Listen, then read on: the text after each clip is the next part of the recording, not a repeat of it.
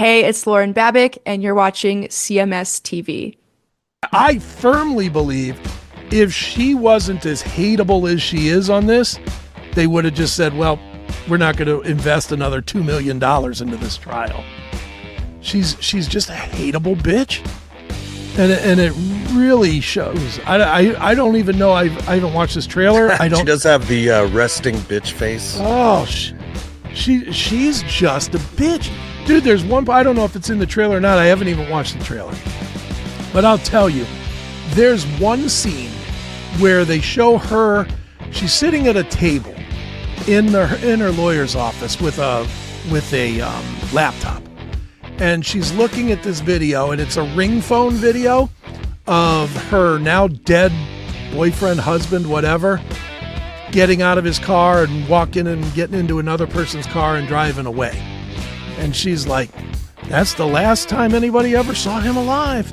And then she goes, there was a time that I felt bad about this, but now can only focus on me. I can only focus what's going on with me, and I don't feel bad about it at all. And I'm like, you're fucking guilty, you bitch.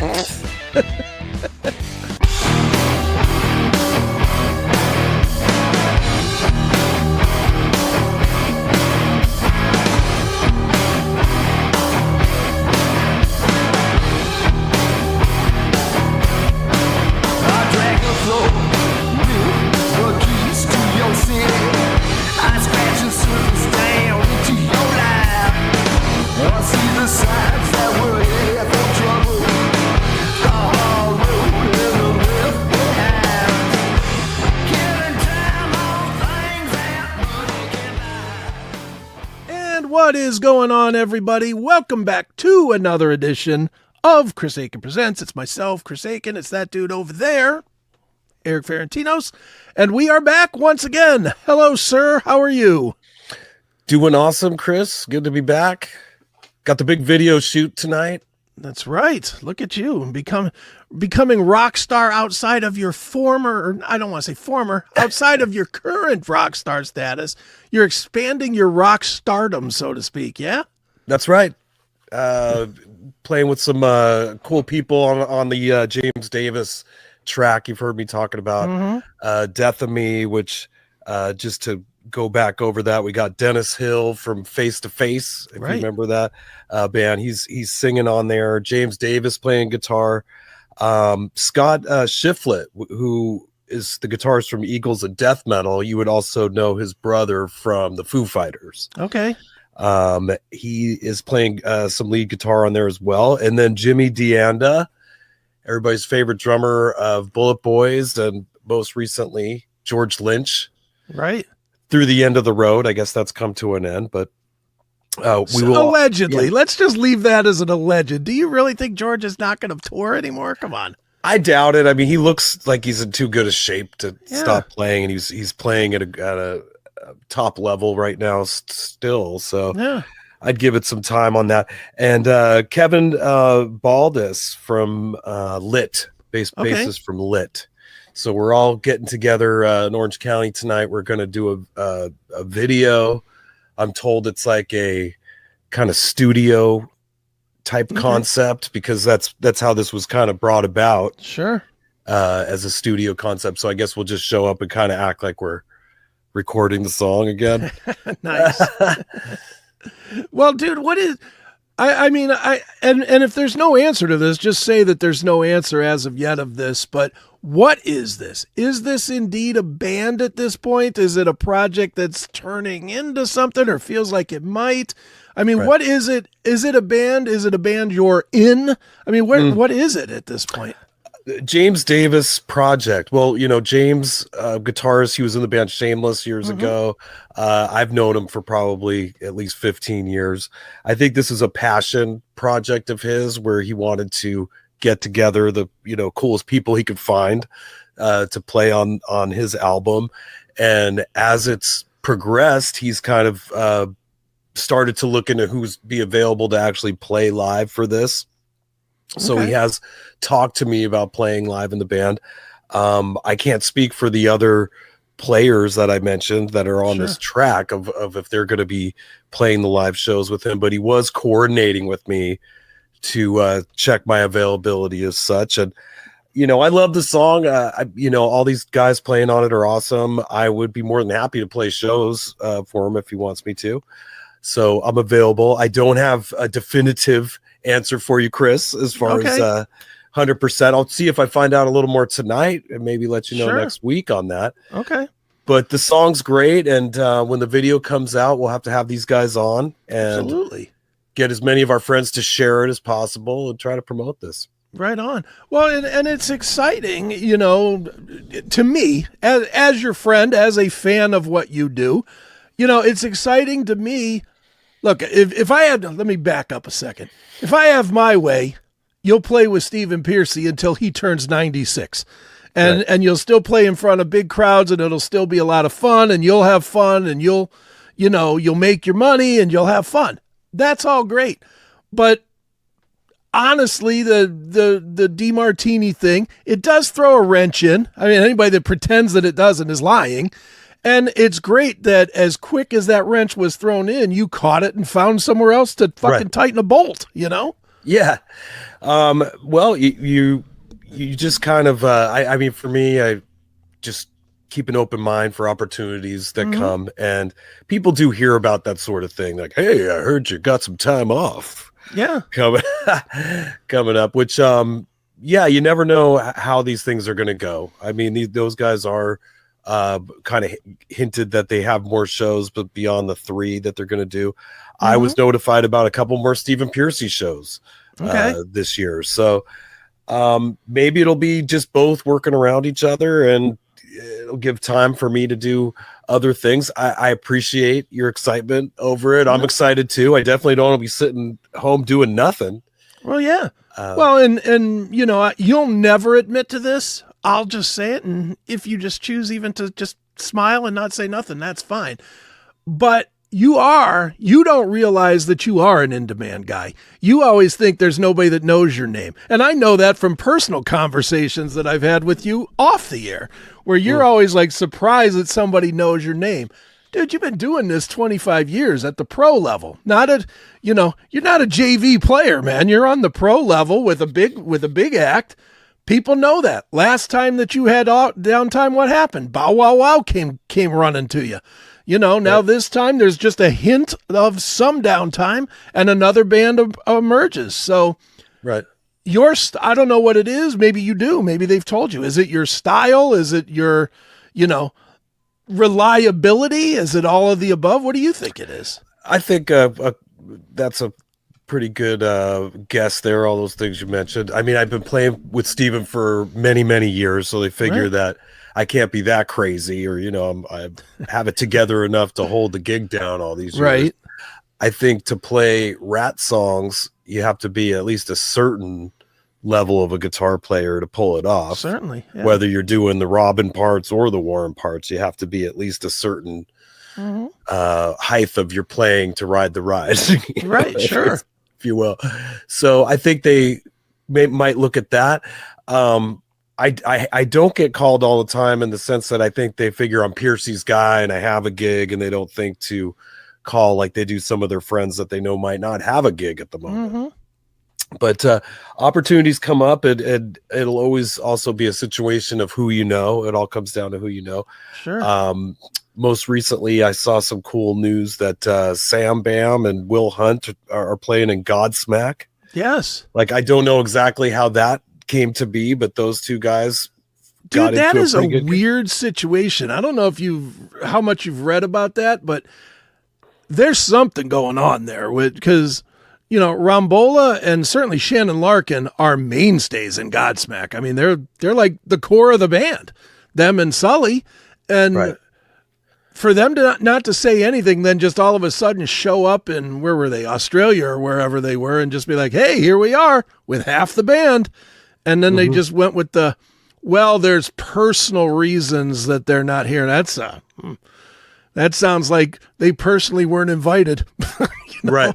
That does not sound good. Yeah, I can't even speculate. I don't know why for this tour. South American tour, is it? Was South it? America or somewhere. I'm not. It's not here. I know that because Godsmack couldn't sell tickets here either. That's what's weird too. As big as that band is, they canceled a tour here because they weren't selling any tickets. Interesting. It's craziness. They have a lot of hits. I mean, as I read the article and I kind of thought back to the 90s, like they were like a staple for a good decade on rock radio, where it was like I would hear those songs all the time.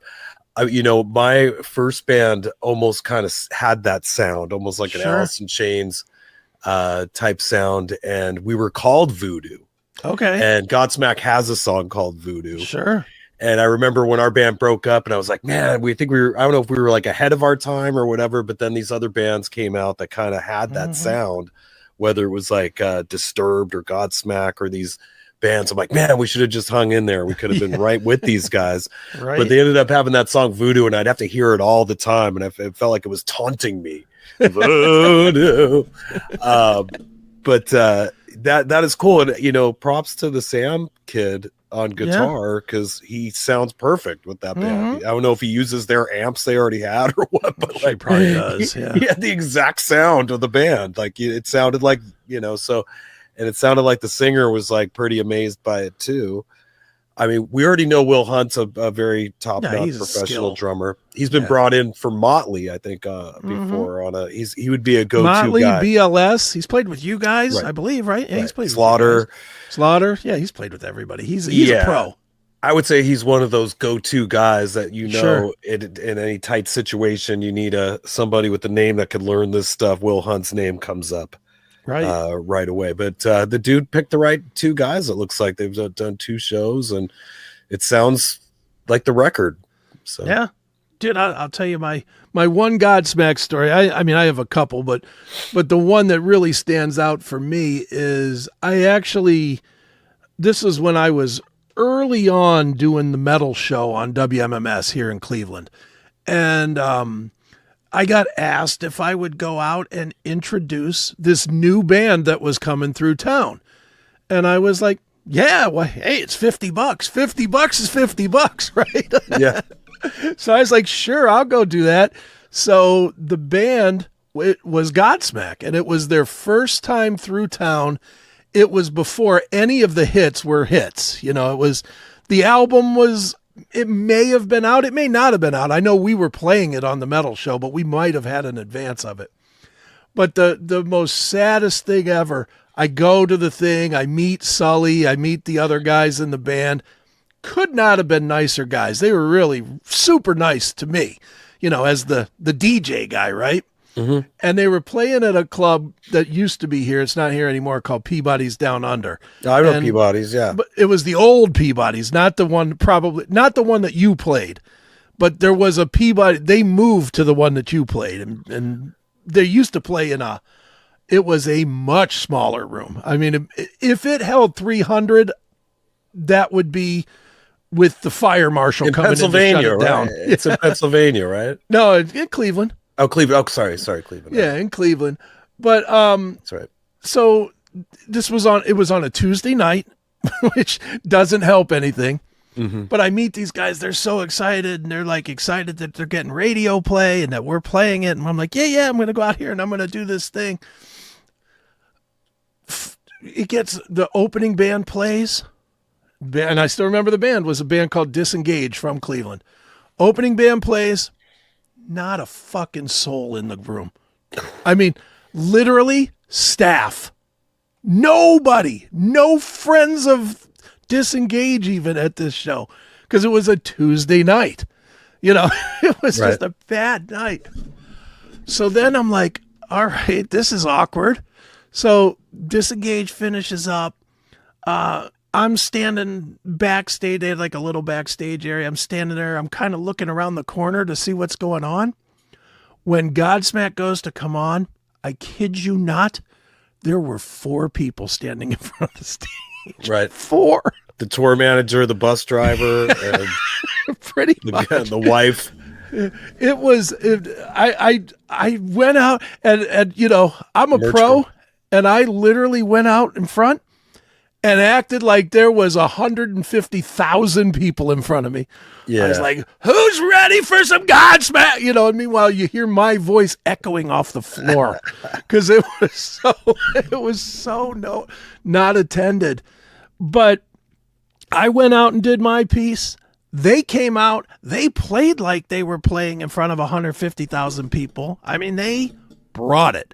And I felt so bad because I literally, me and my friend Randy, we stood in front of them just so that there'd be anybody standing in front of them, you know?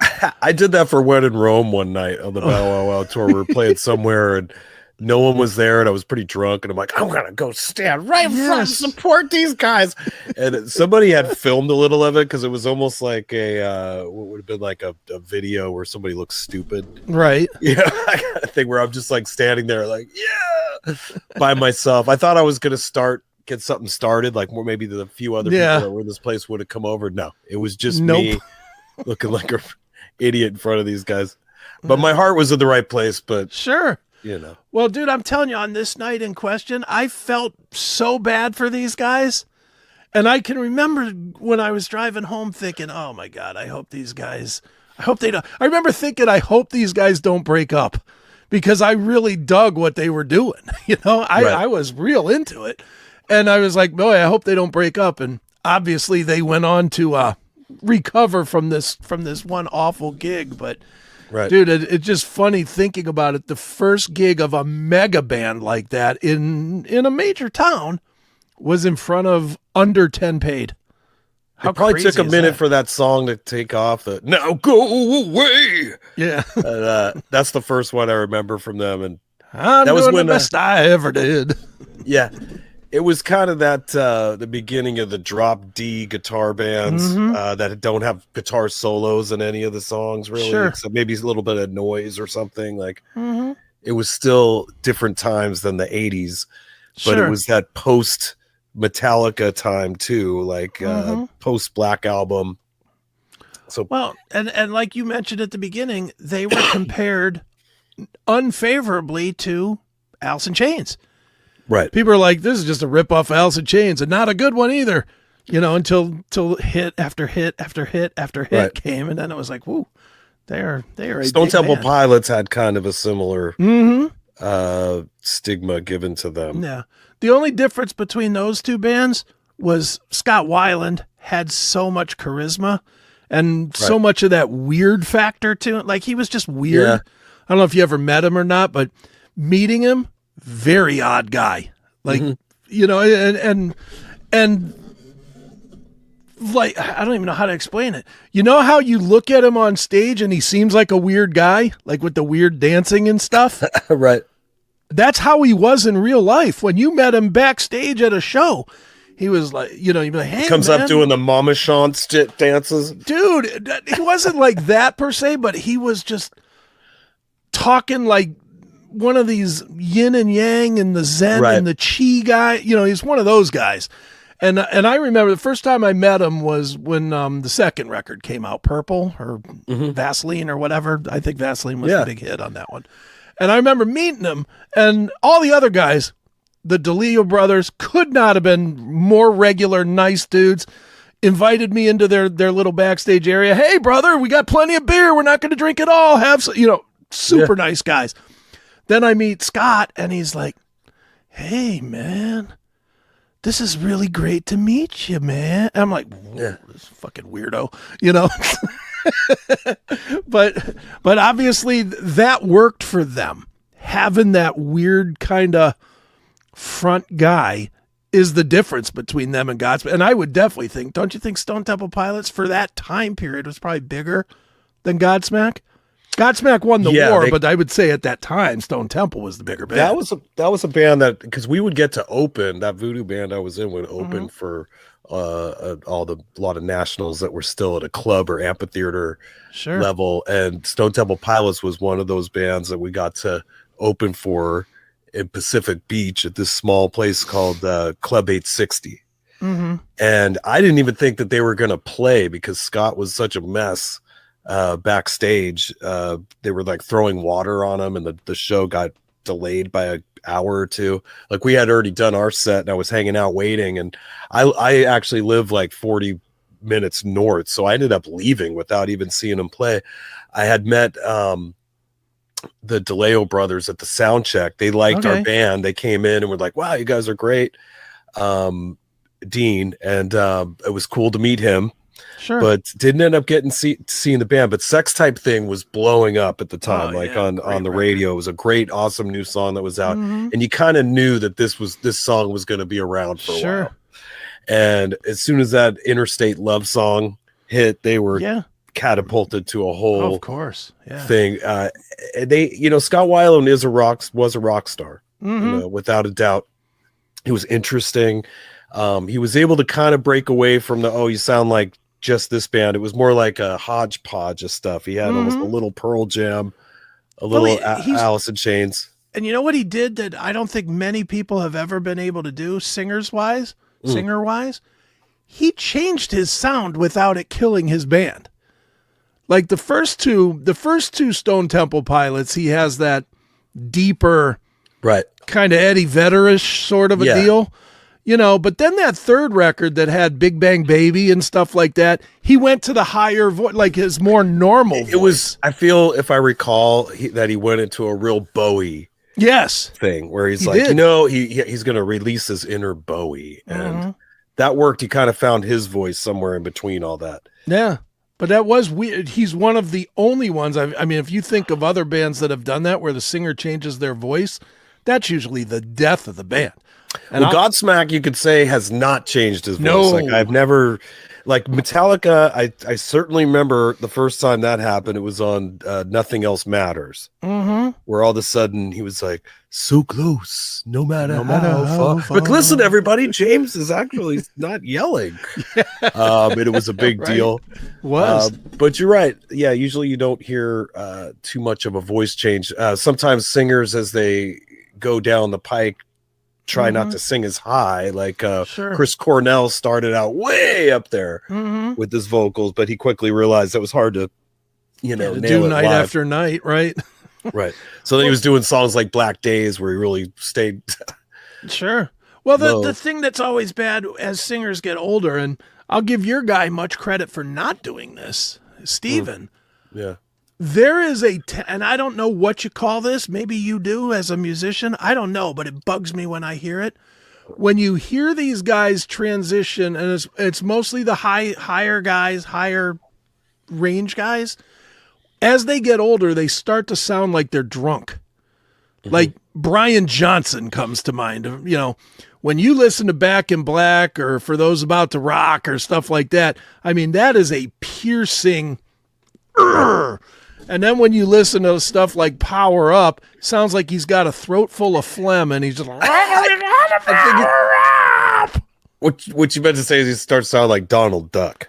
Yes, exactly. It like he's singing with his tongue in the side of his cheek or something. It's a weird, because when you talk to them, they don't talk like that, but then they go to sing, and for whatever reason, it's, you got the singer on you. And it's like, what happened? There's a singer, I don't want to mention the band because we play with them, but we all kind of notice he sounds like Eric Cartman from South Park. No. And, I think everybody knows who that is, because we've certainly covered that phenomenon of that guy on the CMS. So all right, good. I won't say who it is. You can look up the CMS and look up the word Cartman, and you'll find quickly if you don't know. But yeah, you're very right with that guy. His voice has changed. I don't think it's affected their sound, though. I don't think it's changed. Admittedly, I've thought that too. When I hear some videos of him playing these days, I'm kind of like, I'm with you. I think it's South Park, and it's like, dude, if those guys ever want to do something right, which they do a lot right, obviously, but the best move they could ever make would be to reach out to the South Park people and do a parody of that. That would catapult that band a new level of excitement for that band, don't you think? If Possibly. They just played it, if they just went with it. Too funny. It's these bands that we're talking about have been doing this for closing on 50 years. Some of them, you know. Oh yeah. Well, kudos to them for still being able to like make a living out of it. Dude, you've been with your guy that's been doing it for 50 years or close to 50 years for a quarter century yourself, man.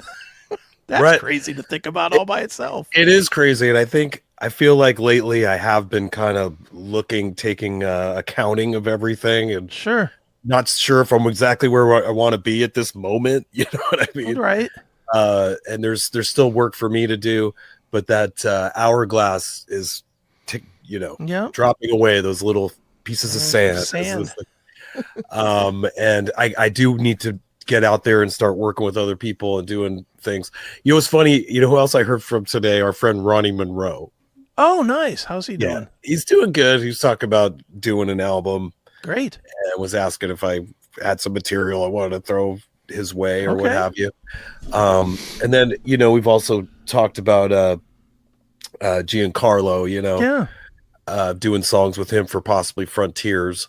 So I think the time is now. Like, I have a good probably 2 months where I'm not playing any shows that I could see. I think April and May I'm completely off. So I need to look at it like 8 to 12 hour studio days every day. Right. Just trying to complete as much material as possible. I did go back and I didn't realize Steven was in rehearsals with the DeMartini thing this last 3 days. I had sent him a song yesterday that I had finished up. I didn't hear back till like later that night, but he did get back to me. He's like, "Wow, that's so cool. Awesome. Thank you." Warren's going to sound great playing it. Right. Warren appreciates that you gave a song for him to noodle on. But so I saw that they had reported that they had they did 3 days of rehearsals. Okay. And they're going to do the Mohegan Sun here, I guess this weekend or the 5th, a week from this weekend.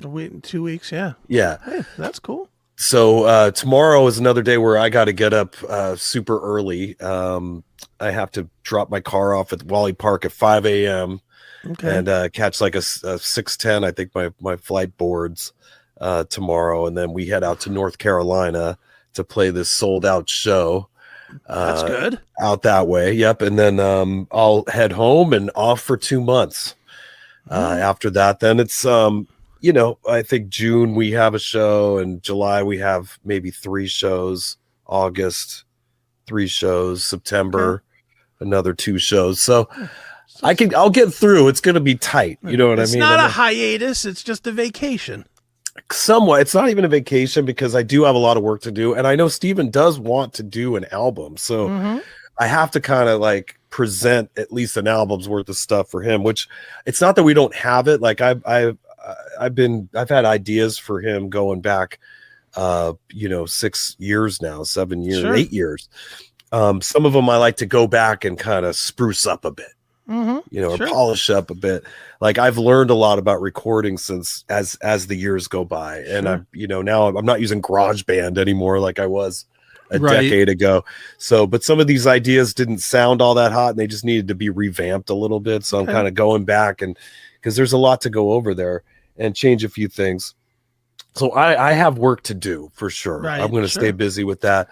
If next year these guys book some whirlwind tour that, I'm going to be sitting on my ass for a whole year, then I'm going to be saying, "Hey, you guys know anybody looking for a guitarist?" Right. And we'll take it from there. Right on. Well, dude, let's do this. Let's take a quick break. We're gonna sell Eric some picks, I hope. And then we will come back and we are going to, I'm going to do something I don't normally do on this show. I'm going to talk the tiniest little bit about politics because something that was said just pissed me off. And I definitely want to make a point about it. It won't be like super over the top politics. So sure. Relax, people. You don't have to tune out now. It's not like I'm going to do, well, then Trump did that. It ain't like that. We're obligated to give a trigger warning here on the Chris Akin Presents anytime, anything. Well, we don't normally do politics. We normally purposely steer away from it. The closest we come is maybe some of the conspiratorial stuff, but we don't normally do it. But I can't even wait till Saturday to talk about this because this just fucking pisses me off. So we will talk about that in a minute. So hang tight. It is Chris Akin Presents. It's the limited edition 6-big set from Eric Ferrantino's. Get your autograph set today at ericpix.cmspn.com. $25 includes first class shipping. I drag the floor with the keys to your city. I scratch the surface down into your life. I see the signs that we're here for trouble. The hard road and the left behind. Killing time on things that money can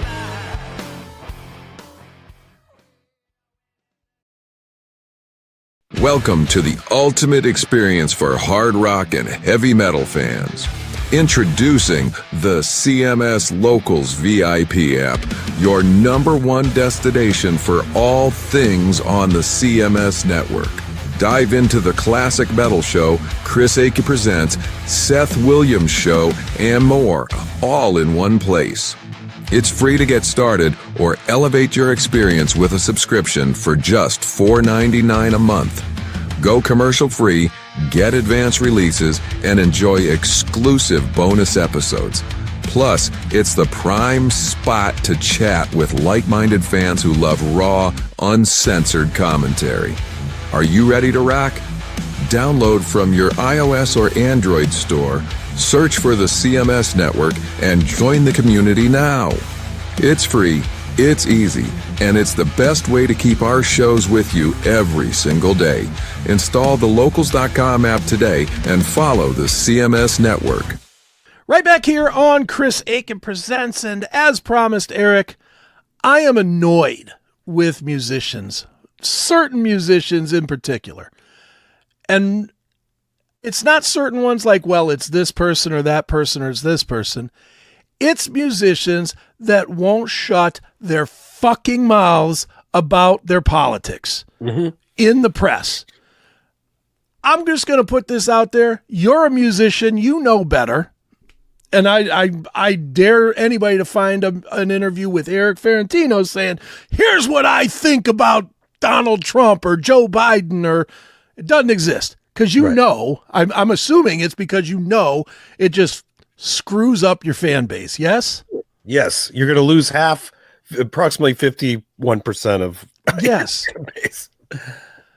Now, this being said, I do not have a horse in the race. And I want to be clear about that because I get accused a lot of being right-wing guy because of obviously doing a show with Neely, you know, who proudly plays that bumper of he's the driver of the Trump train. It's Neely. You know, he loves the fact that people associate him with Donald Trump. And Seth is another one on the Seth show. He's a hardcore Trump guy too. So I get lumped into that. Sure. I want to be clear to anybody watching. I'm not that guy. I think all politicians are shit. I think every one of them's a criminal. And I think every one of them in my lifetime, which goes back to Lyndon Baines Johnson, should have been jailed for treason. Except for Jimmy Carter, who just was a lousy president. But everybody else was a treasonous piece of shit. Agreed. So I want to be very clear here. I'm not stumping for Donald Trump on any level. I'm just not. But I see this kind of stuff, and it really pisses me off. I don't know if you saw this or not. Of course, I'm talking about a band that everybody loves, Heart. Mm-hmm. Did you see this? Nancy Wilson says she's embarrassed to be an American. I did see that. She's embarrassed to be an American. So you're going to bring your politics into this shit. Right. She wasn't embarrassed to be an American when we were all being locked down and threatened to have people coming door to door to inject graphene oxide into us. No, she's not embarrassed to take those American greenbacks every night playing shows either. Now, is she? No. She's not embarrassed about that. She's not embarrassed about being an American millionaire and an American success story. Now, here's where I get annoyed. This bitch, and I'm calling her out as a bitch Because if you're going to say this shit, you better be above reproach. And you're not, Nancy. Here is a very recent 2 weeks ago show of this stupid bitch dancing around her sister in a wheelchair for full price fucking money. Full price money. While she dances around her handicapped singer sitting in a wheelchair, charging full price for a heart show. Look at this shit. Look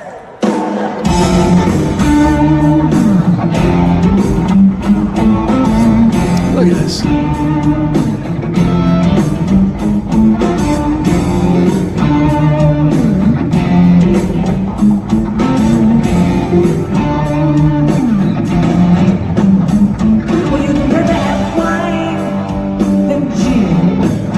It's $150 a ticket, man.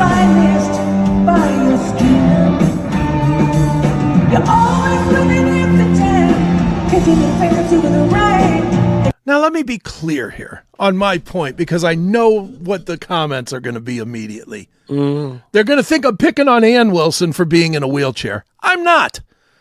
She still sounds good. That's fine. I thought that was Chris Akin sitting in a wheelchair. Yeah, exactly. It's me on stage.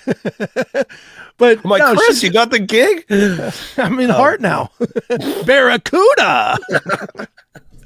No, she's going through, I believe it's cancer. So Okay. I'm not shitting on her. What I'm shitting on is her sister dancing around her, taking full price money while insulting the country that's made her a fucking millionaire. Right. That's shitty.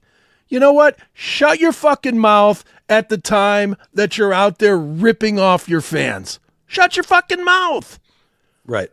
I don't know how you feel about this stuff, and in some ways I don't want you to comment on it per se, because it could I'll cause comment you a on this. problem, Like, regardless of the entertainment business, when I see any of these folks that threaten to leave the country or they hate America over a guy who's president for 4 years or 8 years of their whole, some of these people are all usually over 50 that's make these bold comments, you know. Yeah. Some of them are in their 70s.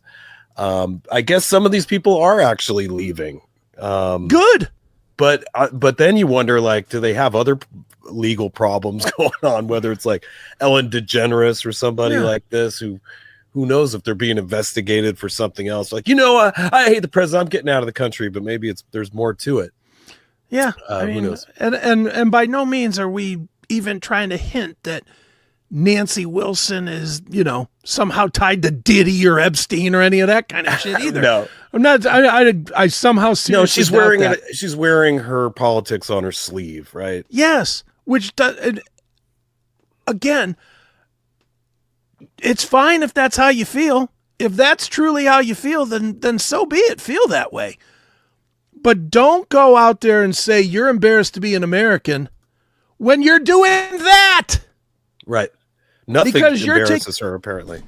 You're taking, what do you think a Heart concert costs these days? At least 100. Right. Yeah? Probably. It's got to be. It's got to be $100 or more per ticket. At least. And she's happy to dance around her sister that's parked and got the wheel locks on in the middle of the stage. And that's just, look, I've said this about every band along the way, and I mean it. And I don't care who it pisses off when I say it. If your singer can't stand up, don't play the shows. I don't care why. I don't care if it's illness. I don't care if it's injury like Axl Rose when he was in the chair, or wasn't Dave Grohl one of those guys that broke his foot or something and was in the chair for a bit? Axl, Dave Grohl. Phil Collins. I don't care who it is.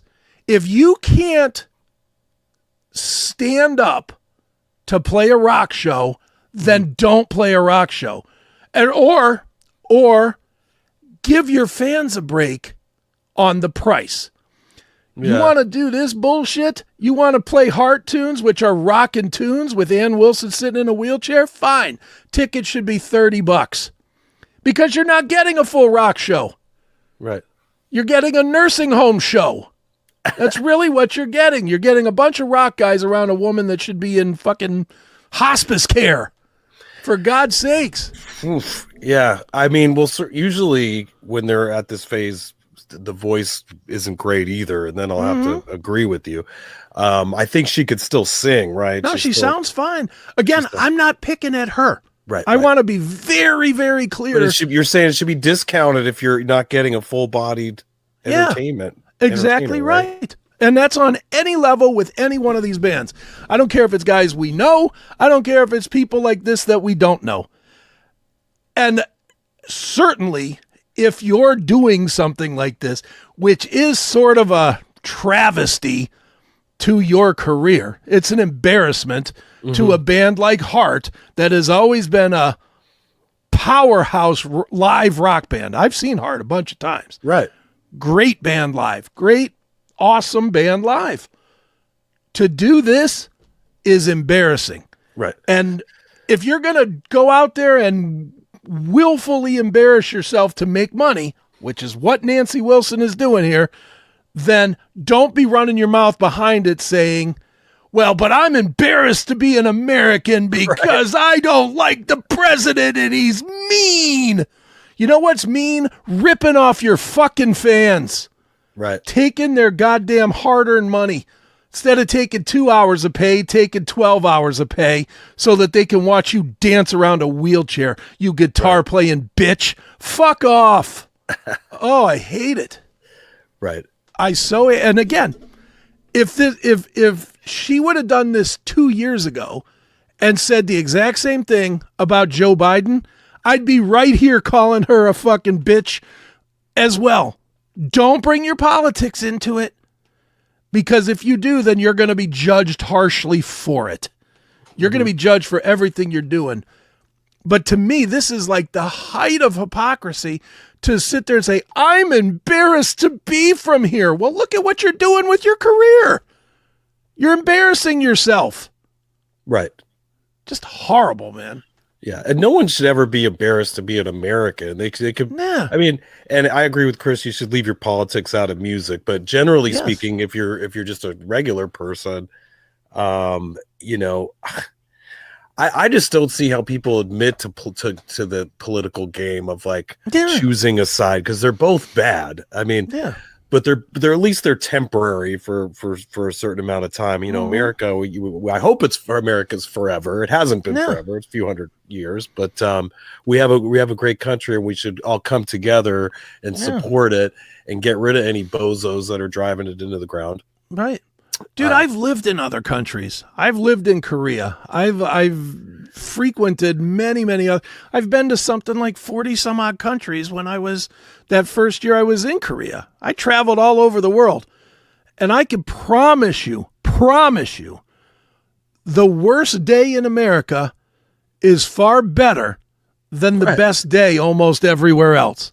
Right. You know, I mean, I can definitely tell you that I personally, flying into Korea, flying back after a vacation here in the States, was held at gunpoint because I had walkie-talkies in my bag. I brought back, this is the dumbest story ever, but I brought back some walkie-talkies that somebody had given me as a Christmas gift, which they weren't just like regular old stupid walkie-talkies that you'd buy at Kmart. They were like the higher powered ones that'll work for like a half mile or whatever. Yeah. So I brought them back. With me from Korea to Korea, thinking, you know, we could have some fun with it in the barracks or whatever, to be, you know, just fucking around or whatever. I was 19 years old or whatever at the time. I was a young, dumb kid. They literally pulled me out of line, trained guns on me, and had me turn on the fucking walkie-talkies. Wow. To make sure that they worked and that they weren't bombs. And this was before 9/11, for God's sakes. This was 1988, I think it was. And that's what you deal with when you go outside of the country. You go outside of the country, you think your freedoms are limited here. You're way wrong. It is a different animal when you get out of here. You know, I mean, how many stories do we have to hear about guys getting thrown in jail because they've got a vape pen with weed in it? Right. You know, I mean, it's a different animal here. Here, Olympians. That's happening to Olympians, right? What do you get here if you get hit with a vape pen in a state that's not legal? A ticket? Right. Yeah, I don't want to know. Well, you know what I'm saying. I mean, it's at most a ticket. Right, usually. Or they confiscate your weed. You know, right. I mean, it's not 12 years in the gulag. You know, look at that. What was that? Brittany Griner. Didn't she get busted with weed? We had to trade her. We had to trade a spy for her or something, right? But that was for weed. Right. That was for weed. That wasn't for, they found a secret roll of film on her with pictures of the Kremlin headquarters or something. You know, they found a baggie of weed and locked her down for what, 100 days or something. Pen. I think she literally just had a vape cartridge with a vape pen. It wasn't even a big deal. And they locked her down for 100 days until they could get a spy. And if they wouldn't have got the spy, she'd probably still be locked down. Yeah. You know, it's different when you leave. So if you want to be embarrassed about the United States, Nancy, go somewhere else. Go to the Muslim country and see if you can play these gigs with your sister in a wheelchair, you stupid cow. Jesus Christ. They should probably do a farewell, though. It is hard to leave your fans with that vision of awful, things like man. this. Then they've done their time. I mean, 50 years, they don't really, I wouldn't think they need the money so much. No, they can't need the money at this point. And they're chicks, for God's sake. Let me take it back. I wonder if they have divorces where they had to pay out. No, possibly. Because they would have been the rich ones in the marriage. You would think, unless they, I mean, if they weren't rich, then we would know who they were married to. Like if they were married to Richard Gere or somebody from that era, we would have certainly heard of that. So if they've got divorces, I'm sure they paid, but even still, you might be on has to have money. I mean, dude, they had 2 eras of hugeness. My whole life, they've had huge hits. My whole life, over 50 years. Well, and the thing about Heart was they're like Aerosmith. Like they had one era, then they went away for a minute, and then they came back. Right. Because, you know, they had the 70s era with Barracuda and Little Queen and, you know, that the early stuff. Then they went away, and then they came back as the pop band. Right. With What About Love and, you know, These Huge Dreams comeback. and Alone. And, you know, they were massive. Late 80s, they were massive. You couldn't get away from them. The one thing, you know what stands out to me most about Heart? We'll get off of Heart here in a minute, but you know what they fashioned that had never been done, and I know it was only a few years old, but had never been done until them on MTV. Do you know what their studio trick that they did was? What? They were the first band to use the super tight close-up to try and hide the fact that Ann Wilson got fat. Oh. If you go and you watch, what is that one? Hey baby, what do you been listening? One chance, one love. What is that song? Whatever the song is, it was. We Never. Can't go on. No, we never. Can't go on. Yeah, it was called Never. Never. Forever. No. Never run away. Yeah, that one. If you go back and you watch that video, you see Nancy Wilson, who was sexy as shit at that point. Yeah. I mean, she was really hot. And she's dancing around and doing kicks and spins in the air and stuff. And then they cut to Ann Wilson, and everything's like this close. Right. It's like all real close, and it's real short clips. Right. So you'll just see like, no, never, and then boom, right back to Ann Wilson. And they had to put her at all. If they did do a faraway shot, it was all black. All black, yeah. Dark room, you know. Right. She's moving slowly in the room, cut off at the tits, you know. she's been large Marge since the 80s. She has been, and hey, God bless her. I don't have a problem with. Look, I'm a fat guy myself. The last thing I have is a problem with fat people. But, you know, she could always bring it. And I always respected that she didn't give a shit. Mm-hmm. But boy, her record company did, because you watch those old videos, every single clip of her is what do they call that now? The Facebook pose? Isn't that what women do with their Right. Facebook? Yeah, But they look and it's real close and it's over their head so that you can't see the turkey neck and all that other shit. Right. They know exactly how to take their shots. Yes, of course. So anyway, Nancy Wilson, shut up. Just shut up. Play your gigs. Don't make assholes like me have to point out the hypocrisy of your embarrassment every night on stage.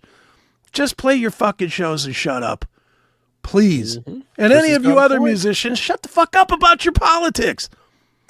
Right. All of you. Todd Latore, shut up. Just shut up.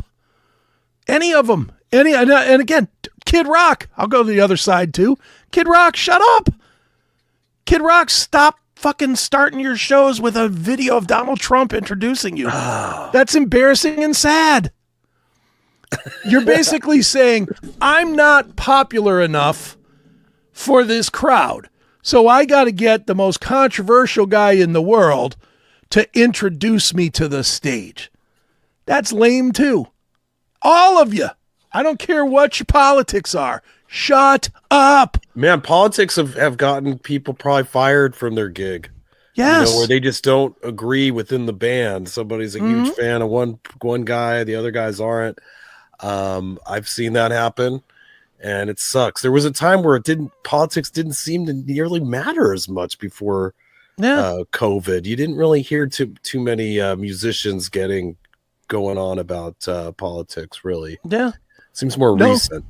It is. It's definitely a recent thing, and it's like, I think the guy from The Offspring, I think he got fired because of his politics, because he wasn't left-leaning guy. Well, he wasn't left-leaning, but the biggest thing was that he refused to get vaccinated for COVID. Yeah, so they that's fired a political him. Stance himself. And I think he is trying to sue them for that now. Good. I hope he wins. I hope he does too. I really do. Gee, I can take poison, or I can sing stupid Offspring songs. Or I can play drums for the Offspring. Gee, what a choice. Ugh.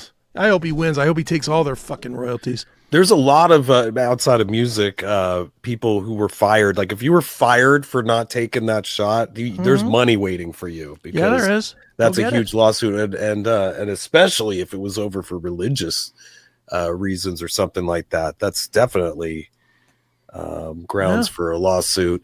And it's cool to see people get their job back with back pay and all these things. It's vindicating. It is. I didn't Trump or somebody, maybe it was I don't know who it was, I'm assuming Trump, didn't one of them give like the military guys that got kicked out, they brought them back in, gave them their time in service and back pay. That's right. That's a nice check. It's a learning lesson. It's a learning lesson too, that in the future to keep that in mind when that your constitutional rights are being stomped on, that you're probably going to have some recourse down the road and just get by however you can, but don't be forced into doing something like that, because that's a huge red flag. Dude, how great would that be to be in the military? Like if you had 15 years in when they booted you out, you get your time in service back. So you get those 5 years, come back in for a day so that you get your 5 years of back pay, 5 years of back pay, and then put in your paperwork to retire because you get the time in service so you could retire at 20. Man, I'd be all over that. I could go back in the service for a couple of weeks. I'd shave the hair for 5 years of back pay. Right. Hell yes. I bet you would. I'd grow it back in those 5 years that I don't have to work. It's probably good that we're past the age of recruitment for the most part. I don't know, dude. I mean, it's a weirdest thing. Like I've said numerous times on all the different shows, I wouldn't serve again. I wouldn't serve for what we have right now. I just don't believe in any of it enough. Like I believed in it. I don't want to sound silly or stupid or whatever. I certainly am not going to be that guy that said, you know what, man? I joined the army so I could carry the flag into battle. I wasn't that guy. Right. I definitely wasn't that guy. One of my jobs in the military when I was living out by you, when I was living out of Fort Ord. When I was at Fort Ord, I worked for a company. The company that I was in was called Light Fighter Cadre. And it was a schools unit. And we taught we taught people air assault, rappelling from helicopters, and we taught them. We offered a course called the Combat Leadership Course, or CLC, which was a like a pre-ranger course. Like people that were going to go to ranger school went through CLC first to kind of. Our base wanted to make sure that anybody we sent to ranger school passed, so we put them through almost like ranger school before ranger school. Right. That was kind of what we did. We taught that, and then we took every new recruit that came into the base, and we ran them through a rigorous, day of team building and obstacle course, and climbing shit and whatever. I mean, it was a thing, and all of the guys that were in the unit, all of the guys that were in that unit, these guys were all airborne, air assault, ranger tabbed. These were the hoo-wah guys. These were the guys that you see in every fucking movie that is just, I don't care how many bullets are coming at me, I'm running in, Right. Then there's me. Then there's me who's like, dude, I just want to do my time. Maybe catch some Metallica shows since I'm out here near LA or in Frisco. I'm going to go catch some Metallica. I was that guy. I was never the hoo-ah guy, man. And the reason I say that, though, is because I loved my military time. And if the country had anything going, like 9/11, on 9/12, if there was any way I could have gone back in the military, I would have. Sure. I absolutely would have. I would have gone in. I would have gladly died going over there trying to find whoever bombed our. So many people did. I know, that was a lot a of big people catalyst for people. Pat Tillman, Yeah, famous guy was killed in action there, questionably, but that made him leave his awesome football career behind. Leave a $5 million a year job to go and get whacked in Afghanistan. Yeah. But I would have too, because I felt strongly, and I always had like a patriotic bent, I guess, to me. And I was raised that way. My dad was in the military. My grandfather was in the military. Like, I had military heritage all over the place around me. So, right. It was just kind of the right thing for me. But today, I respect the hell out of those guys that are over there now, especially when we're finding out that they're guinea pigs for shots, and there's no real reason for them to be there, and they get left behind by fucking our politicians and stuff. You got to be of a different mindset to go in today.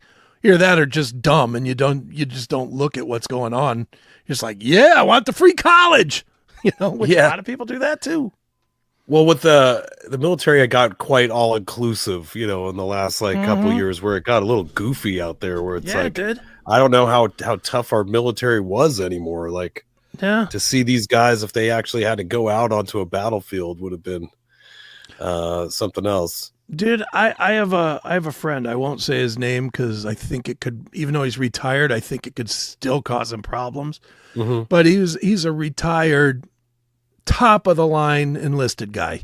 He was a command sergeant major, an E9, which is as high as you can get as an enlisted guy. Right. And he was telling me, and he retired fairly recently, within the last 5 or 6 years he retired. And he was somebody I used to run around with in Korea all the time. Me and him just tore Korea down. But, he obviously grew up at some point and became responsible and honorable and, a true soldier, where we were just partying kids. But talking to him about the last few years he was in service, he told me all the time that he couldn't stand what the military had become, because, the most general stuff that I look at as normal. Like, I mean, you've seen movies of it, like Heartbreak Ridge or whatever, where somebody gets in your face and yells at you. He said, You can't do that anymore. You can't do that in basic training. Dude, I had drill sergeants. I kid you not. I remember this one drill sergeant. He literally said to me, like, he challenged everybody in our barracks. He challenged all of us. He said, and you want a fucking piece of me? Let's do it. And he took off, he did the stereotypical take off the uniform. Just two guys in here. And I stepped up and I punched him right in his fucking face. Bam! I was like, you motherfucker, because he was constantly picking on me. And I ain't gonna lie, my man Drill Sergeant Peavy beat the shit out of me.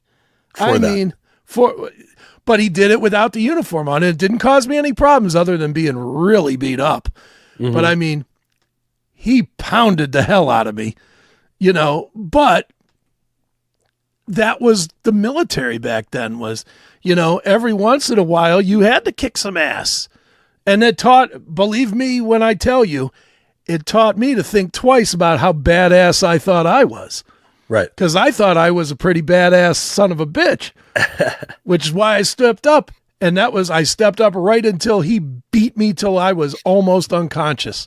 I mean, literally, I was laying on the floor trying to say, don't hit me anymore.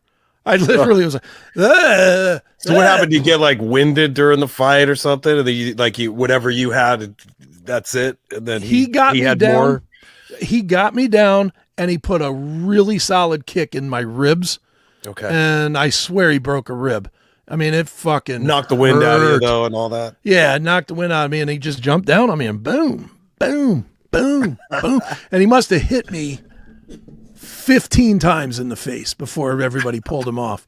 Because I looked like I was in a car accident the next day.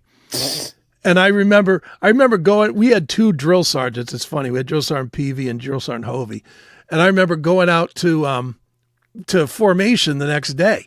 And I was the squad leader. I was in charge of our whole platoon or our squad, basically. Mm-hmm. And I was the squad leader, and I stood up in front of the formation, and Drill Sergeant Hovey comes over to me and goes, "What happened to you, Akin?" I was like, "Fell down in the shower, Drill Sergeant." "No, you didn't. Who did this to you?" "Fell down in the shower, Drill Sergeant." I wasn't going to sell him out, right. Because that was part of the military training. It's one thing to take it, it's another thing to narc. And you don't narc. No matter what, you don't narc. And I did. Oh, dude, he beat me so bad. But I will say this. He didn't fuck with me the rest of basic training. The next 2 or 3 weeks that we still had left, he left me alone. I stopped having to do, spider crawls up hills and,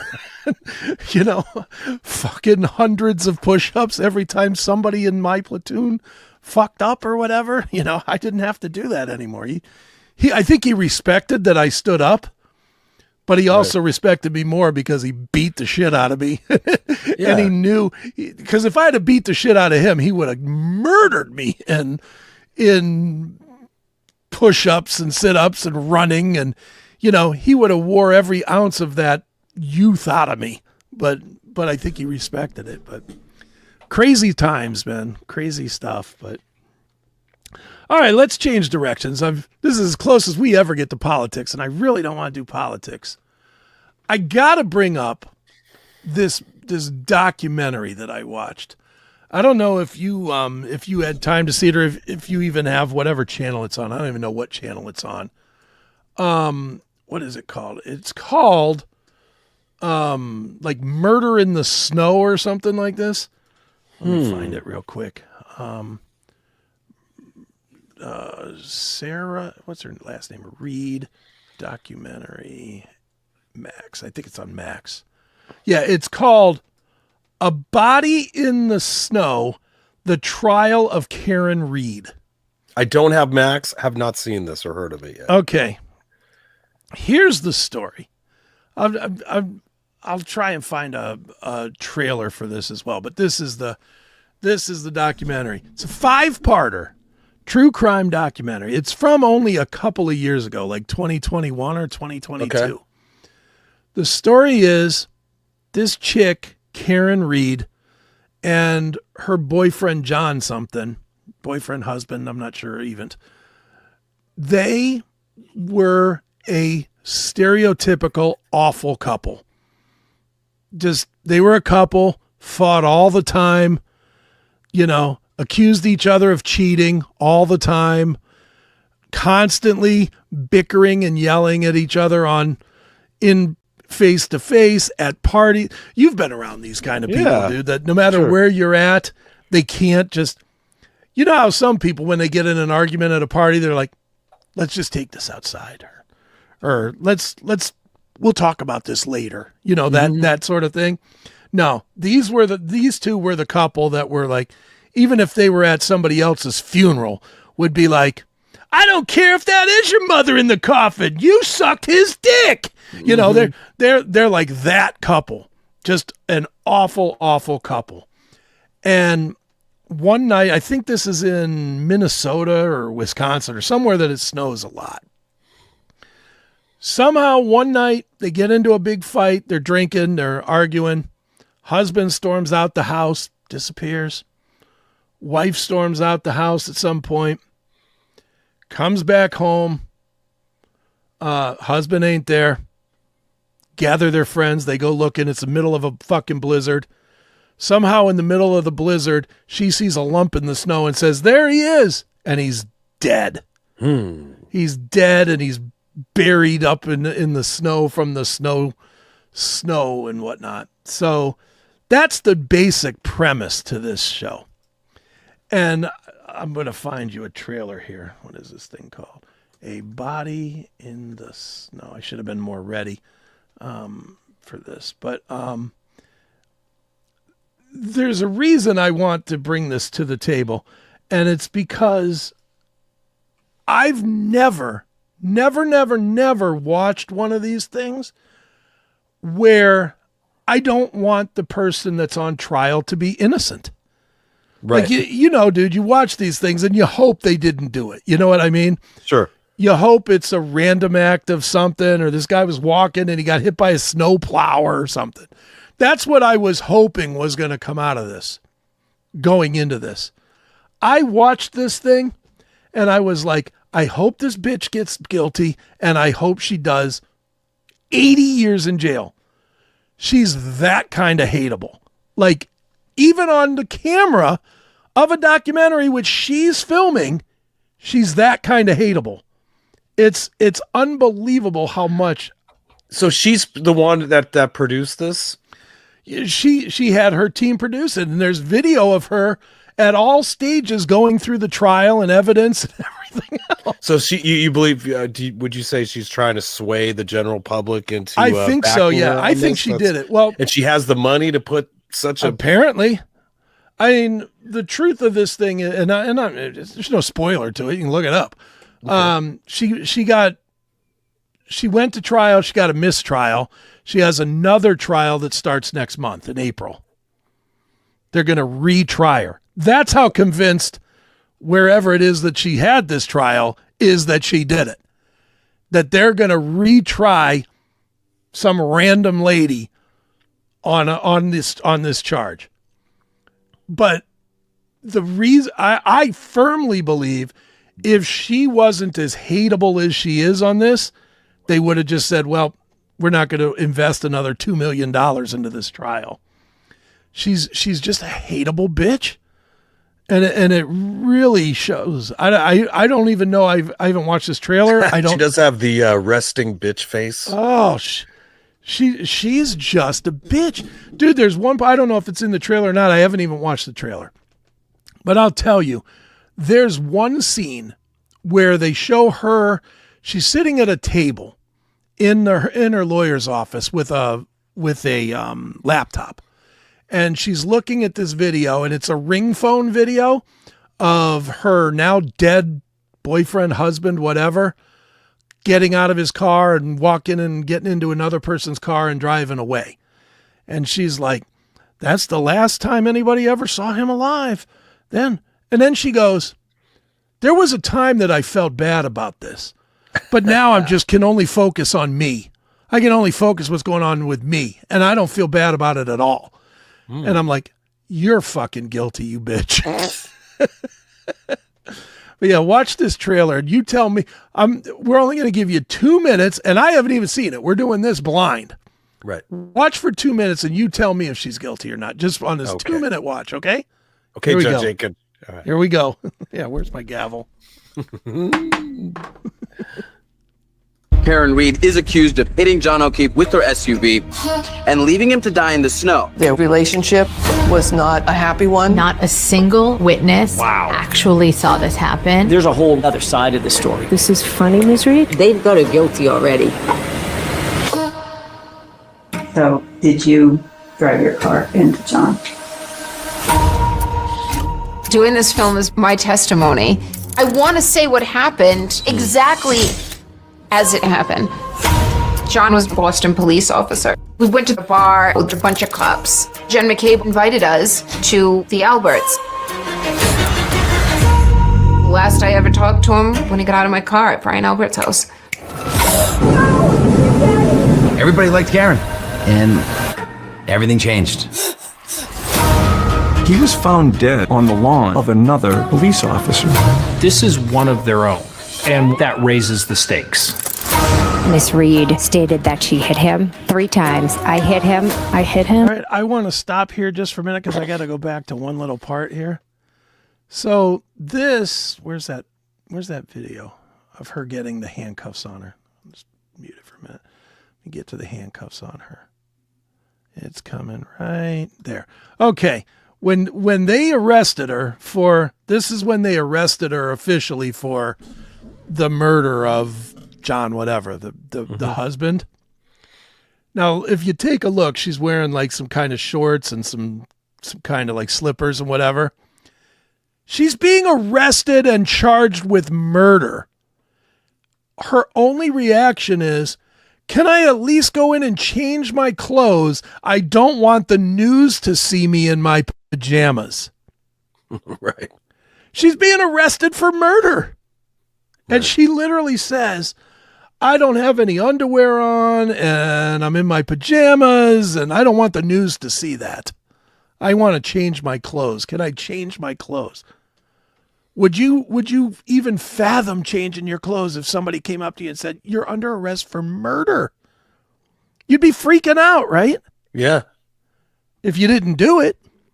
If you did She's do more it, like, you got me. Can I at least change my clothes though? Yes. I mean, I'm a guilty, but can you just give me a minute? Yeah, she's like, let me clean up. Let me freshen up for the cameras. Bitch. Ugh. All right, here we go. Thanks. Miss Reed stated that she hit him 3 times. I hit him. I hit him. I hit her. That statement doesn't appear on any of the tapes. They were shocked. I am not on trial. I am a witness. It's impossible to have any sympathy. They're all lying. She'd smile or laugh. She's posing for pictures. Her behavior, in conjunction with the hard evidence, points in one direction. DNA evidence placed parts of John on Karen's car. Feels like I'm in a bad dream. This can't be real. She was angry. She had been drinking. How many calls? There was over 50. What did you text about going through Karen Reed's phone? No news so far. There were gasps. One of the most uncomfortable moments of this entire trial. Shame on you, sir. Elle magazine wants to feature me. She was the happiest murder defendant in America. You're either pro Karen Reed or you are pro police. It's become a civil war. This justice system will never be the same after this. I can't believe what's happening to me. All right, there's my evidence there, jury. What do you think? Wow, yeah, man. Not looking too good, especially that one scene where they said they found parts of him on her car. On her car! And she also admitted to this other person that she hit him 3 times. She hit him 3 times. Her taillight's broken. I mean, it's and not they looking found good. pieces next to the body that fit the taillight of her car. Right. She's got texts of her freaking out on him all night. No nudes, though, so far. That was Thank funny. God.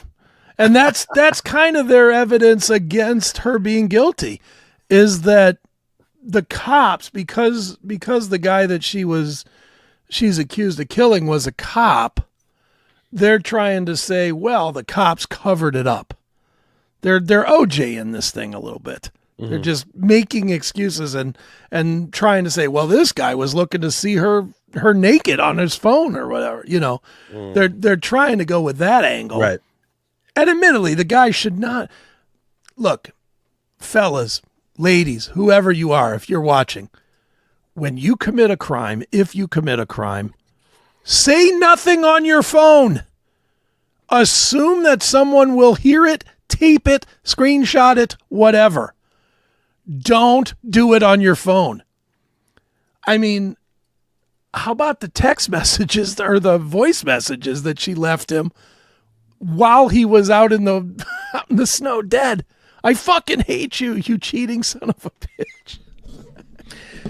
Those so some of those she sent after, you think that they said when they said they think he died at 2 something in the morning. And those messages were at like 3 o'clock in the morning. So she was trying to cover her tracks. Like, no, She I may thought have he was been, yeah. alive. I was just continuing our fight. I had no idea something happened to him. That's kind of where it went to. But again, and they don't show it in this trailer, but to me, the most damning evidence was she took her friends to kind of drive around and look for him at some point because he didn't come home. Right. And it was a blizzard. You saw the video. It was an absolute blizzard. And she saw a lump in the snow in this guy's yard and said, there he is. Yeah. She's the one that stopped the car, and then they dug him out and found him. Well, let me tell you, Chris. If you guys find me as a lump in the sand over here by the beach, a lot of these texts look kind of familiar. Check. Old girl over here in the other room. No. What are you saying, Eric? It was not a suicide. Eric's saying, right. I'm not saying anything, but please help me. Please help me. Exactly. Help me. Get me out of here now. No. Yikes. It did ring a bell, though. I was watching those texts. I'm like, oh, yeah, I got plenty of those on here. I know. I mean, it is a master case in terrible police work as well. It really is. I mean, they're out in a blizzard, and some of the stuff that they did was just stupid. There's blood drops in the snow, so what do? They literally pulled out some Solo cups and just scooped them up into the Solo cups. It's like, you don't have any kind of evidence protection thing. They literally scooped the blood drops on the ground into Solo cups. Yeah. Austin police. It's bad cop work. It's bad. It's bad. Everything about this case is bad. But I'm telling you, the worst of the worst is how hateable she is. Right. She's absolutely, and like they said, she's out there smiling and shaking hands and kissing babies like she's running for president. You're on trial for murdering a cop, you bitch. I think sexy women kind of take that angle, like the one that killed her kid, that one lady. Casey Anthony? Casey Anthony's kind of similar egomaniac or narcissist, right? Narcissist. Yeah, well, they all are. What was the other one, too? Jodi Arias. Oh, big time, right. Jodi Arias, she was like, oh, I'm so happy to be here. And she's another one, though. Jodi Arias, the minute that she was found like guilty, she's like, get me in front of a camera quick. I gotta get my story out there. Now, Millie, Jodi Arias is hot. I ain't gonna lie. There's some great naked pictures of her, which I have enjoyed thoroughly. I'm not gonna lie at all. Which allegedly, I'm gonna email forward those. No. Oh, dude, the worst part is they're allegedly taken by the dude that she killed the night that she killed him. Yeah, no, that was tragic. Yeah, I mean, it's a Jodi Arias, another horrible story. But I've watched a documentary on her that was. She's a wacko. Yeah, she's all these women have that in common. They're kind of sexy Yeah. but crazy and dangerous. And Jodi was one. Certainly, I don't know if you saw Casey Anthony recently just popped up on Instagram or Twitter. I think it was Twitter. And I was like, oh, this is so good because we need another killer now that OJ's dead. Because and just like with OJ, every comment was about killing her kid. Every comment was not leaving my kid with you. Right. Like, Jesus Christ. And that's how it probably should be. It should be. They should that. be castigated. She should be haunted by that for the rest of her life. I don't think that one cares a bit. I think she knows that she got away with killing her kid, and she's like, whatever, I'm moved on now. I'm done with that. Mm-hmm. You know. Yeah, the narcissist can go into denial mode over stuff and just move on with life. Yeah. But and they probably, have guys they see and boyfriends that date them, just like these crazy guy killers find these women to like have an interest in them after prison if they look all right, Yeah. That most recently that the kid who stabbed that CEO. Oh, that Luigi guy, yeah. The Luigi guy. No, he shot him. Okay. Shot him in the back. Yeah. Right. And he's like, hey, will you stop giving me all the love letters to my prison? Dude, he's like getting so much nude pictures and titty pictures. He's actually asking him to stop. He can't I don't have the time to look at all of your titties. I can only jerk my dick so many times. Exactly. Dude, look at the Menendez brothers. Mm-hmm. I mean, they literally blew their mother's face off. And there's women that are like, one of them got married. One of them met somebody in prison and married her. How do you marry somebody that blew their mother's face off? Right. How do you do that? That's just crazy talk to me. Excuse me. There's a Reddit. I thought I was following it and I wasn't, but I am now. There's a Reddit called Women Are Violent Too. Okay. And that one has all kinds of ones where the woman is the violent aggressor, murderer, Here, New York City woman who killed cousin with autism after torturing him for 30 days during boot camp. Sentenced to only 20 years. Woman shot 15-year-old employee in the eye, leaving her permanently disabled and handicapped. Here we go. Let me see here. Woman shoves 7-year-old on subway platform and threatens him with a knife. Yikes. Oh my God. Yeah, this just goes on and on. This is a whole subreddit here. Do you do true crime or not really? Yeah, we do. We watch a lot of that stuff. Yeah, we love that. I hate admitting that I love it because let's face it, it's really about rape and murder of real people. It's not just crap. It's like for real. But I can't get enough. I what is that one podcast I listened to? Scandalously or something?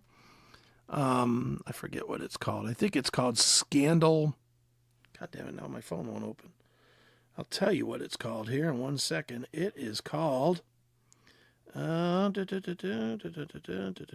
so many podcasts. It's called Serialously. Serialously with Annie Elise. Okay. And she does, ain't gonna lie, Annie Elise hooked me into her podcast with the Chris Watts stuff, which I can never get enough of that guy. Because that's the guy that stuffed his babies into the oil tanks. Right. Fucking sick son of a bitch. But I can never get enough of that guy. And she did like 10 episodes on different parts of his thing. But she's fantastic. If you're looking for a good podcast, that's a really good one. Serialously. We'll watch any of the true crime stuff, but then before bedtime, Susan's got to put the Seinfeld on. So we can right, wash our eyeballs out. You have to cleanse the palate before you go to sleep because it is dark and brutal. It is. It's terrible. Dude, do you ever watch, and I can't imagine you and Susan doing this because it's a little dark and it's a little long, but do you ever watch just on YouTube the police interrogations? Right. I enjoy police interrogations. I don't know if we watch a show that's just interrogations, but I love that part of it. I'll watch the whole 10 hours until the guy confesses. Mm-hmm. I will sit there and watch them. And it's always fascinating because if you watch enough of them, it's a rhythm. There's literally, I've literally learned the rhythm of these cops. Right, the good cop, bad cop. One comes in, he goes, "Here's your Coke, here's your cigarette. Now open up," and then he tells him a story. Then he leaves, and then the bad cop comes in and gets all up in his face. Tell me one more time. What's going on? It's got a name, a certain technique. and I forget what the name of the technique is, but there is a formula to it. And when you watch it, if I've learned anything from watching hundreds of hours of this shit, I've learned this. Say lawyer the minute you're arrested. Yeah, I don't give a shit what it's for. I don't care if it's for jaywalking. They want you to come down because they have a question about something. Nah, lawyer. Yeah. Is it more inconvenient to get a lawyer? Yes. Are you gonna have to spend a couple of hours that you don't want to spend? Yes. Couple of hours is better than the rest of your life, because they all come in. They all say the same thing too. They all say, hey, we're not trying to bust you or anything. We're just trying to get to the bottom of this, man. Right. We're just trying to, we're trying to rule you out. They all say that too. We're just trying to rule you out. No, you're not. I just read yesterday a guy on Reddit. He had a printer, one of those that you could print 3D objects, printer, 3D printer, right? Now it was something he had got for his son, and his son was getting to a point where he needed something bigger, so he sold this printer online, and I guess he didn't. I don't know if he deleted everything on there or whatever, but whoever he sold it to, that kid was using it to make trigger parts for guns or something. So then this guy got a call to come down to the police station and give a statement. That would have been a good time to definitely get a lawyer, because the kid who bought the thing was basically implicating this guy, saying, oh, no, those were already on there. Those were his this guy's trigger things from before, and next thing you know, you could get implicated in some kind of FBI firearms, thing. Something as simple as that, just trusting that the cops just want to come down. You're fine. They just want to get a statement from you. It's like, look, I'm not anti-cop, but I certainly am anti-detective. If there's a detective, if you're dealing with any kind of a detective, you better have a lawyer, and he better be decent enough to know, because they can lie to the lawyers too. So well, I guess I mean, if you have some, you got an alibi and you're telling the truth, I guess that there's no way they're going to be able to stick you with whatever they're asking about. But but it just depends, dude. I mean, think of it this way. Let's say they bring you in because they tell you that they think you were a witness to a car accident or something, right? And then they do their investigation, and you're just, because you didn't do anything, you're just blindly answering questions. Was I on the bridge at 1 o'clock in the morning? Yeah, I was driving home. I was coming from here, whatever. Did you stop your car? Yes, no, I didn't stop my car. And then they turn it around and say, well, look, here's video of a car just like yours that hit this guy and pushed him off the bridge. Yeah. It's you. Right. And it's like, whoa, it's not me. But now you've already admitted to being there. You've already put yourself in the position. Right. That's why you got to have a lawyer. You don't say nothing. Nothing. I've always, I had it in my mind that if I ever got stopped, even for something silly like a DWI or some shit like that, I ain't saying nothing to anybody. I ain't taking any tests. I know they like to just kind of blindly say, just blow into this thing as long as you're clear. I don't know what that thing is, and I don't know how it sets itself. That's the one thing that always cracks me up is guys will be like, oh, all I get is blow into this thing. I only had 2 beers at the bar over 4 hours. 0.275. It's like, get the fuck out. How do I know that thing is accurate? I don't know. You don't know. You don't know. It's just some fucking device. So what do they do then? They're going to give you a blood. They're going to pull you down to the police station and give you a blood test. No, because you consented to a blow test. Well, so if you didn't, let's say, yeah, they'll take you and get blood. But you have the right to an attorney before you have to do that. So by the time you get an attorney, you can sit for 2 to 4 hours. And that blood alcohol level is going to dissipate. Maybe. So even if I told you my story. I've told before when I was 18 and I got arrested and the guy was convinced I was on meth. Yeah. And I was like, well, I'll show you because I'm not. And we'll go down to the police station. And they took a urine test. Right. And lo and behold, I tested positive for meth, which makes no sense. But other than They either tainted it to make sure they got the conviction, or they had an accident and swapped it with a homeless guy. Because I did see a lot of P cups lined up, but I'm more leaning towards that they wanted to make sure they got a conviction from it, and didn't want any recourse for me for a false arrest. Or whatever, and it was scary, and of course, I looking back, I should have probably talked to my parents and gotten a lawyer that would have cost them a lot of money. They would have resented the hell out of me for still. it. But the guy, I used a public defender, and the guy pushed me on through. He was like, even though I told him what happened, he was like, "Yeah, cops are pigs. Just plead guilty, and I'll get you a diversion program. Otherwise, you're going to lose going up against this cop. You're going to lose your thing, and you're going to have to do a minimum 2 years in prison." Yeah, which is no way. Yeah. So I did. I got but 5 years. A real lawyer would have got you out of it. A real lawyer would have got you out. Yeah. Yeah, dude. It's like, I always love that people are like, well, they're just trying to be helped. No, they're not. You know what they're trying to do? They're trying to get that file off their desk. You ever watch the show Homicide back in the 80s and 90s, where they had a big board up and every name was in red, and then when they cleared the case, they wrote it in black? They like erase it and write it in black. That's all you are to them, is a name on a board that's in red, and now they want to erase it and turn it to black as we got a guilt. They don't care if it's you or the next guy. I'm a firm believer that detectives are just fine if it's not the right solution, as long as it's off their desk, because the one thing they don't want is these long-term cold cases. They'd rather have anybody go down for it than be having that hanging over them, and it's shitty. But yeah, so get a lawyer. That's the Chris Akin Presents advice to y'all. Get a lawyer. Don't talk to anybody, no matter what you do. So your wife calls because you yelled at her and says domestic violence, lawyer. Don't even talk to the cops. Don't give them I didn't hit her. Don't say nothing. Lawyer. That's the only word you need to say, lawyer. And the cops will always feed you that line of, you're looking awful guilty by going right for a lawyer. I don't care what I look like to you. You're not my friend. You're not my buddy. You're just someone trying to put cuffs on me and put me in a fucking 12 by 12. Lawyer. Yeah. That's it. Definitely enough innocent people have been incarcerated to know this. Yes. Yes.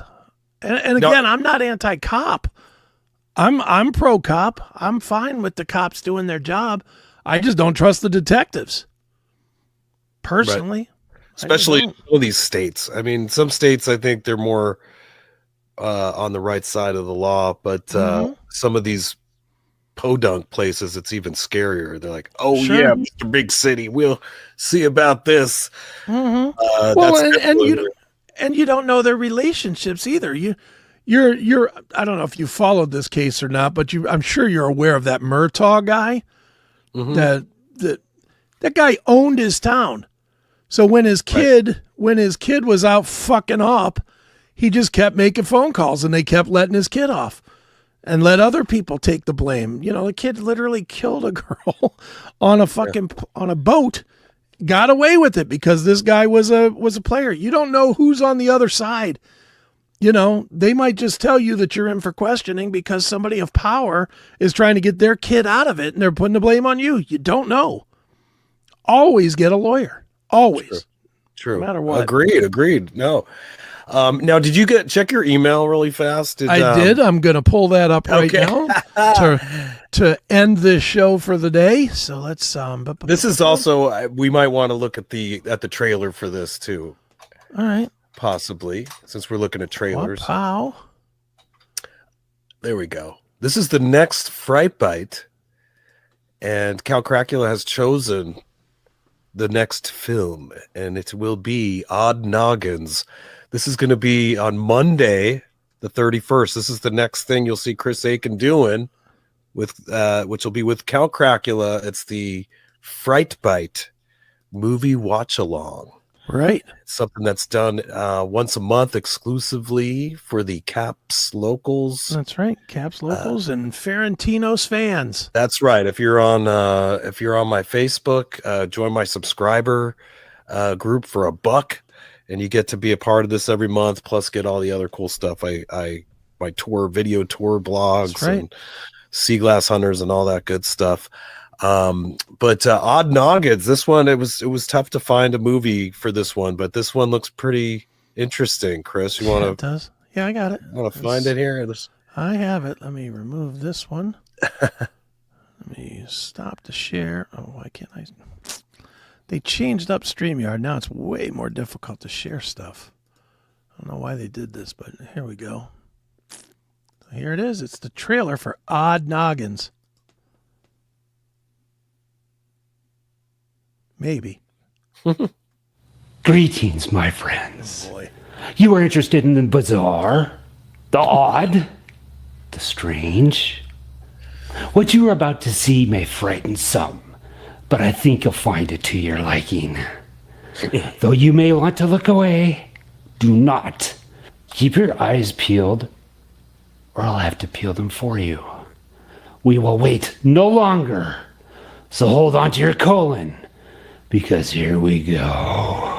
Is that Matt Damon? Old Matt Damon?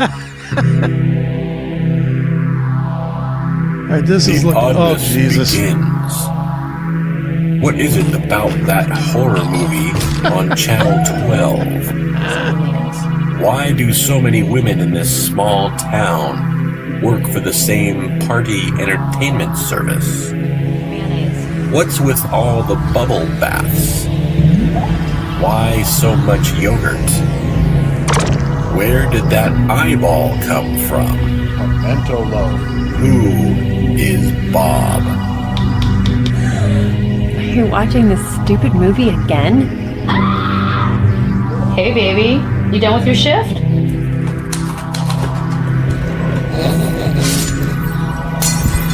Is it someone's birthday?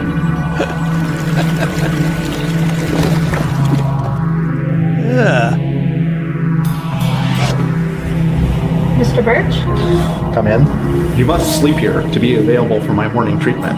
Oh my god, this guy is so weird. What's wrong with you? Well, you can't blame him with an ass like yours. Where are my pants? You are nuts. Correct him. It nearly killed him. Come the other way, mate. Hey.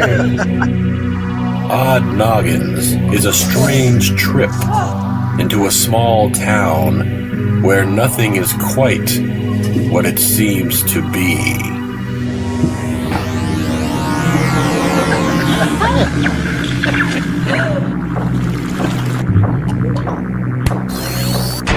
What the hell's going on here?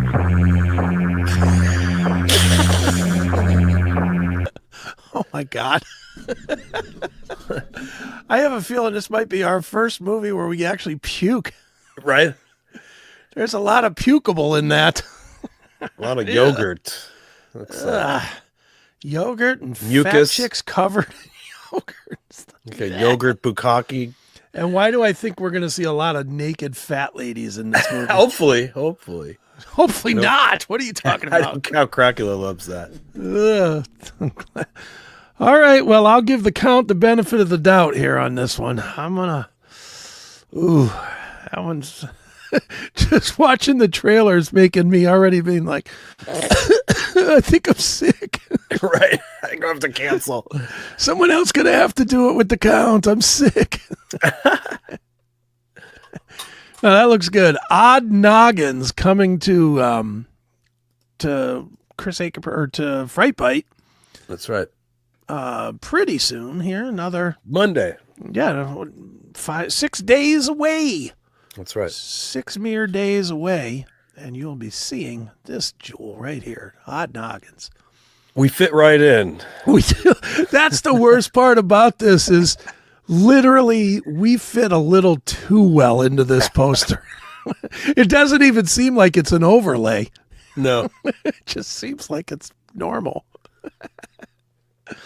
All right, Eric, let's get out of here. Where are you going to be? Where's the places people can meet the great Eric Ferentinos? Well, if you're in North Carolina this Thursday, yes, head back here. What did I just do?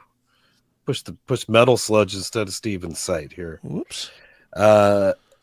It's the Newton Performing Arts Center in Newton, North Carolina. That'll be Thursday, March 27th. Sold out. So hopefully you got a ticket, or you're not going to see me. Unless you run into him at the airport or at the... Right. The next 3 shows after that are the Piercy DeMartini shows, which Mohegan Sun on April 5th, M3 on May 4th, and then let's see, that actually you'll see us again at Niagara Falls, Canada. So to the Canadians out there that have missed the Stephen Piercy band for the last 5-6 years, because we weren't in compliance with regulations on vaccines and all these things. But looks like we'll finally be playing out there, and that's on Saturday, Saturday, June 14th. Okay. And that's at the Falls View Casino Resort. Cool. Yep. Very good. And y'all know where you can catch me. I will be with Seth tomorrow. Jim Florentine will be a guest. That's exciting.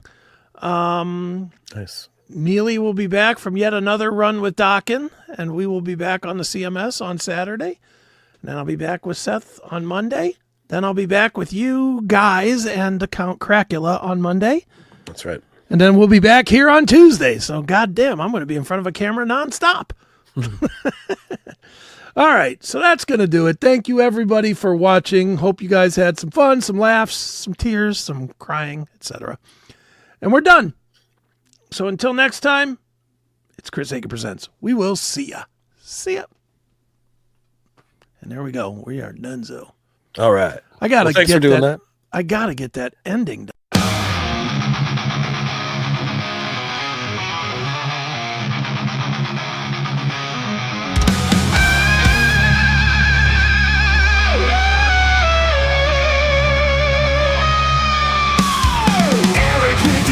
Striking wild, beach mansion west, living like a child. Chris ate those crickets, babies in hell. Dreams of bacon and cheese, now he fell. Eric's gone, SS1 screams loud.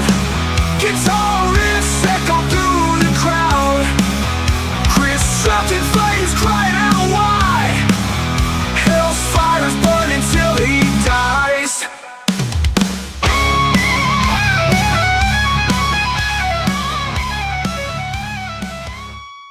Hey, it's Chris Akin from the Classic Metal Show, Chris Akin Presents, and the Seth Williams Show, straight from the uncensored heart of the CMS network. We've just been crowned a certified Rumble creator, and that means we're bringing the heat. All our shows, commercial-free, baby. Advanced episode drops, sometimes months before the normal release, so you're not stuck waiting. You'll get all this plus exclusive content for Rumble Premium subscribers that'll blow your mind. And with Rumble Premium, you'll get every CMS Network show and all of Rumble's other videos with no ads and no fluff. This is our official home, Rumble. It's raw, powerful, and unfiltered. You want in? Just hit us up at rumble.com/register/classic metal show to sign up for free commenting, chat live, and just your ability to join the chaos of all of our shows. Then while you're there, swing by any of our videos, smash that Rumble Premium button, and level up. Subscribe now. Don't sleep on this. Hit the link in the description. You see all the commercials for online gambling, but you're afraid to try them because you just don't want to lose, right? Well, play with the house's money. Right now, sign up with FanDuel at fanduel.cnspn.com and get $15 of free bets just for using our link. Sign up today at fanduel.cmspn.com and get $15 worth of bets on FanDuel. Be responsible and play today.